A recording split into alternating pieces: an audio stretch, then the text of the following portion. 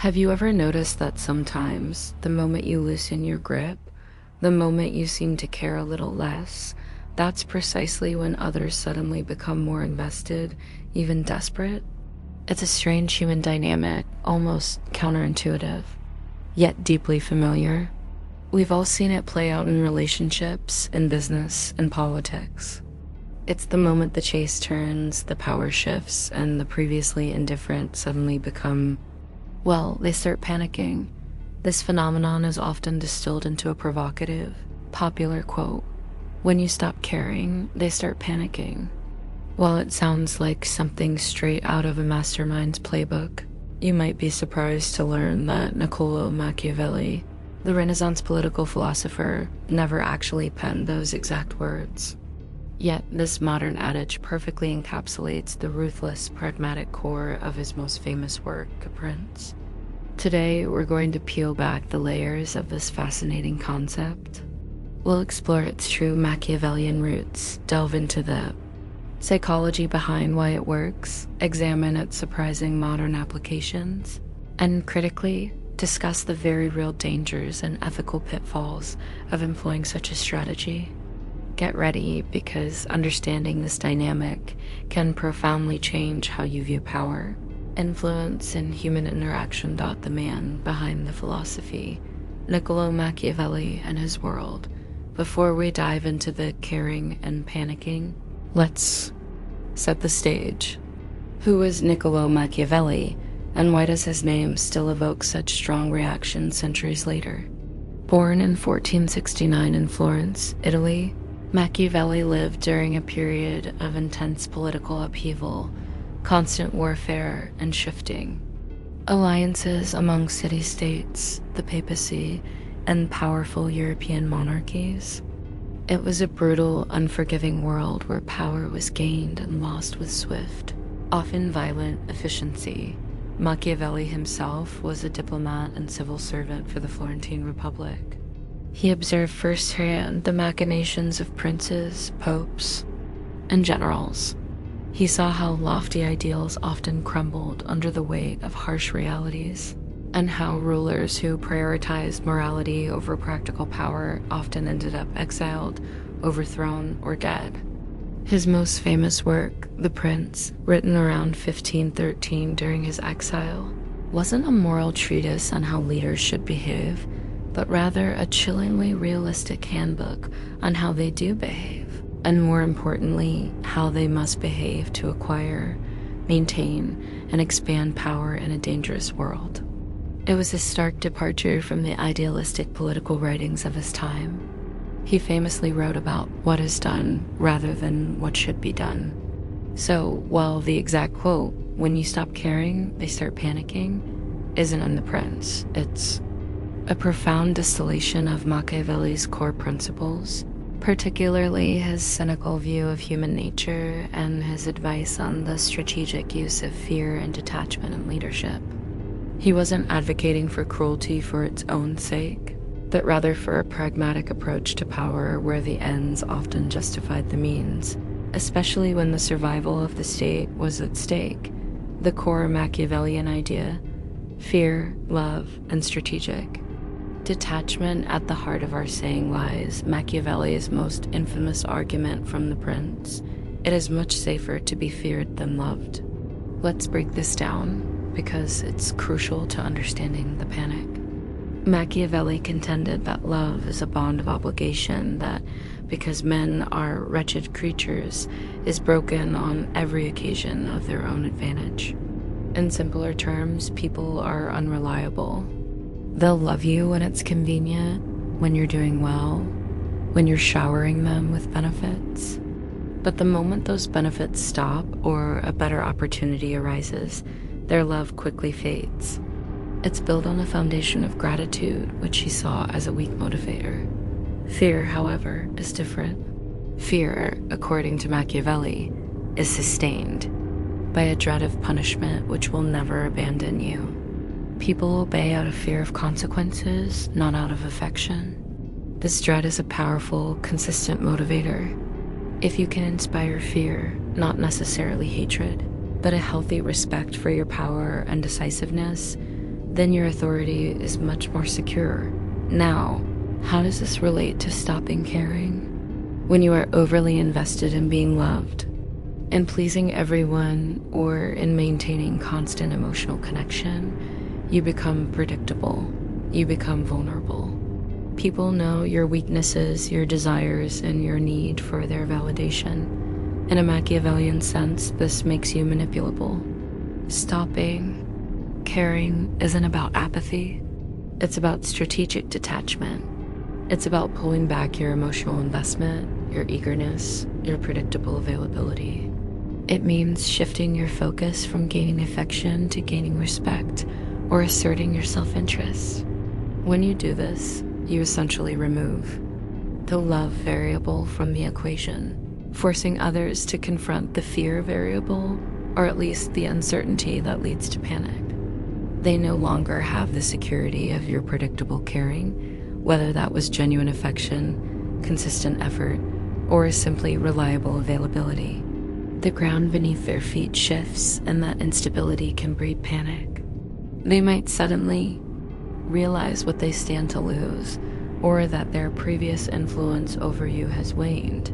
Machiavelli also spoke of human nature as being ungrateful, fickle, simulators and deceivers, avoiders of danger, and greedy for gain. If you accept this view of humanity, then relying on people's inherent goodness or their consistent affection is naive. By stopping caring, you're simply acknowledging this reality and adjusting your strategy accordingly, preventing others from exploiting your emotional attachments. The psychology of the panic. Why detachment works. Let's dig into the human psychology behind this phenomenon. Why do people often panic when you stop caring? It boils down to several key psychological principles. 1. Loss aversion. Humans are wired to feel the pain of loss more intensely than the pleasure of an equivalent gain. If someone has become accustomed to your attention, your effort, your presence, or your resources, emotional or material, your sudden withdrawal creates a perceived loss. Even if they didn't fully appreciate it while they had it, the threat of losing it can trigger a much stronger reaction, including panic. They start to evaluate your value in a new light, often elevating it now that it seems scarce. 2. Scarcity principle related to loss aversion. The scarcity principle dictates that things are perceived as more valuable when they are less available. When you stop caring, you effectively become scarcer. Your time, your attention, your emotional investment, they are no longer freely given. This increased scarcity can heighten desire and appreciation from the other party, making them scramble to regain access to what they now perceive as a limited resource. 3.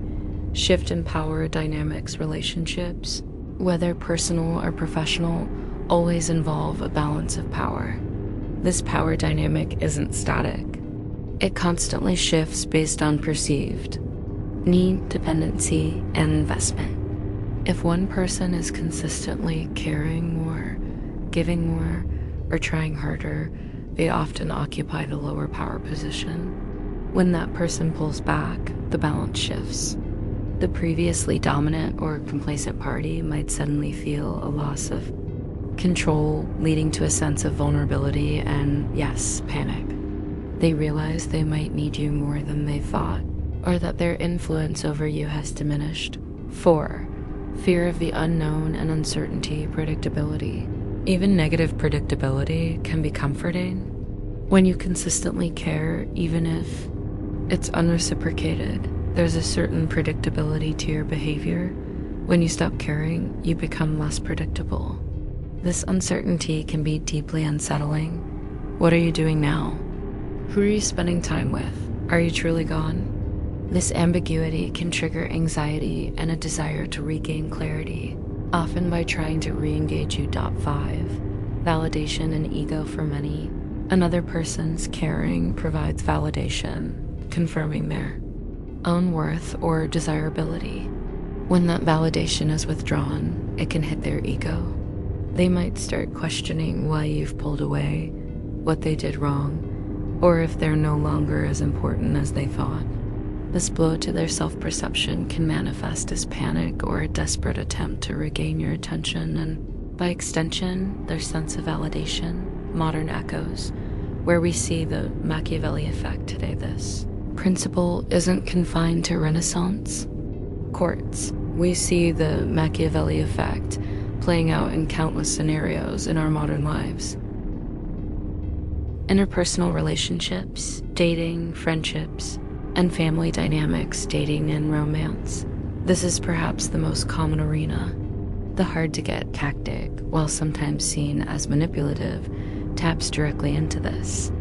If one person is overly eager, constantly initiating contact, and showing all their cards, the other person might take them for granted.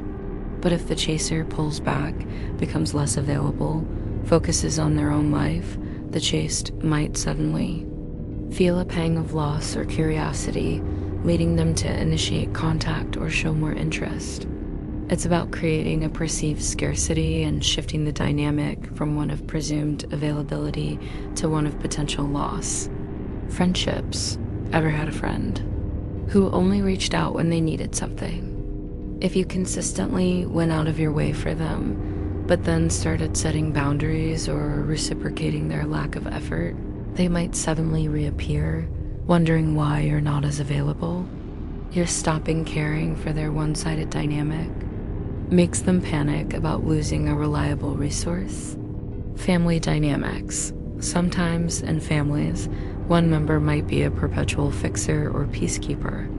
If that person decides to step back and let others deal with the consequences of their own actions or conflicts, the family system might initially panic as their usual safety net is removed. 2. Business and professional settings negotiations. A key principle in negotiation is the willingness to walk away. If you appear desperate for a deal, the other side holds all the power. But if you genuinely convey that you have other options, or that you're prepared to walk away if your terms aren't met, the other party might suddenly become more flexible. Your detachment from the need for this specific deal puts them in a position of potential loss, making them panic and adjust their offer. Leadership and management. While fear-based leadership has significant downsides, which we'll discuss, a leader who is too eager to please, who avoids difficult decisions, or who constantly seeks validation from their team can lose respect. A leader who is decisive, who sets clear expectations, and who isn't afraid to make tough calls, even if unpopular, often commands more respect and attention, even if it initially causes some unease. Their caring is for the outcome and the team's success, not for individual popularity. Client relations. If a client constantly demands extra work, misses payments, or undervalues your services, and you continue to bend over backward, they have no reason to change. But if you clearly communicate your boundaries, or even let them know you're considering dropping them as a client, they might panic and suddenly become more agreeable, valuing your services now that they face losing them. 3.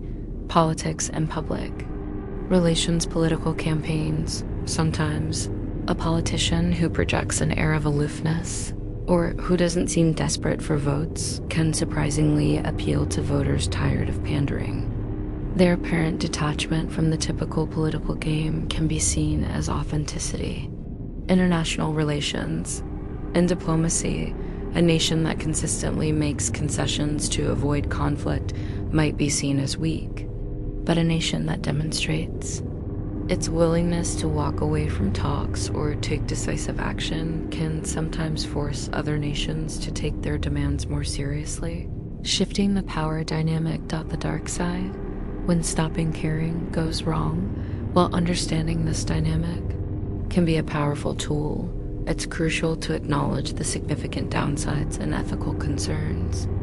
Applying the Machiavelli effect without nuance can lead to disaster, both personally and professionally. 1. Erosion of trust and genuine relationships. Constantly employing manipulation, even subtle forms of it, destroys trust. If people feel like you're playing games or that your caring is a calculated tactic, genuine connection becomes impossible. In personal relationships, this leads to loneliness and superficiality. In professional settings, it breeds resentment, reduces collaboration, and increases turnover. True influence and loyalty are built on trust, respect, and mutual benefit, not constant fear or calculated indifference. 2. Resentment and rebellion. While fear can ensure compliance in the short term, prolonged fear-based dynamics often lead to resentment. People don't forget how they were made to feel. This resentment can simmer, eventually leading to passive aggressiveness, sabotage, or outright rebellion. Machiavelli himself warned against being hated. There's a fine line between inspiring fear and inspiring hatred, and crossing it can be fatal to your influence. 3. Isolation and loneliness. If your relationships are built on manipulation and detachment, you'll find yourself increasingly isolated. While you might gain temporary power, you'll lose out on the richness of genuine human connection, empathy, and mutual support.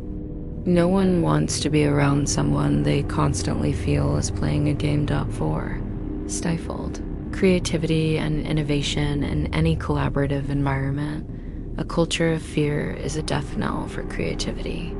If people are afraid of making mistakes, of challenging the status quo, or of speaking truth to power, they will simply follow orders and avoid risk.